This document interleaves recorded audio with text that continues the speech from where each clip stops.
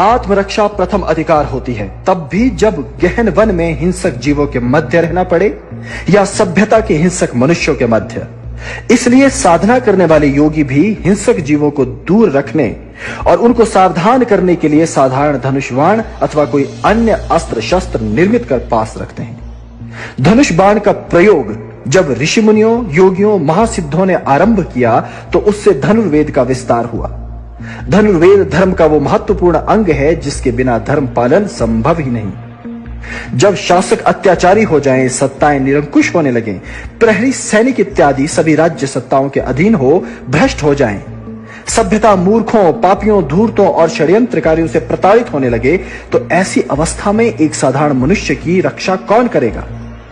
जब साधारण मनुष्य की रक्षा के लिए न कोई सत्ता, न ही कोई न्यायालय, न सेना, न राजा, न ही प्रहरी आदि संस्थाएं सहायक हों, तब ऐसे में तुम्हें प्रकृति व ईश्वर प्रदत्त आत्मरक्षा के अधिकार का प्रयोग करना चाहिए।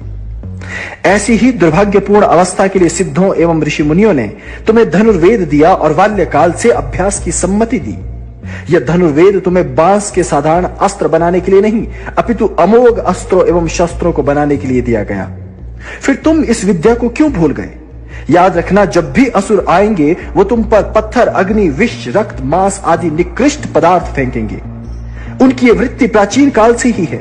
ऐसी अवस्था में तुम्हारी आत्मरक्षा और धर्मरक्षा के लिए तुम्हें धनुष और शस्त्र दिए गए थे, वो आज कहां हैं? तुम्हारे दिव्यास्त्र कहां हैं?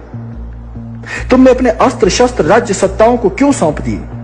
यदि तुम इन सब अस्त्र शस्त्रों को छोड़ चुके हो तो इसका अर्थ है तुम अपने वेदों को ही छोड़ चुके हो, वह धर्म को छोड़ चुके हो।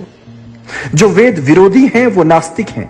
याद रखना, नास्तिक मलेच्छ, अधर्मी, मूर्ति विरोधी, देवता विरोधी, गुरु विरोधी, गौघातक, देवताओं और धर्म का अपमान करने वाले आदि जो अधम पापी मनुष्य हैं वे नाश योग्य ही हैं। अन्यथा सत्ताएं और ये पवित्र धरती माता दैत्यों और अधर्मियों की हो जाएगी और सत्य, धर्म व तुम्हारा समूल विनाश हो जाएगा।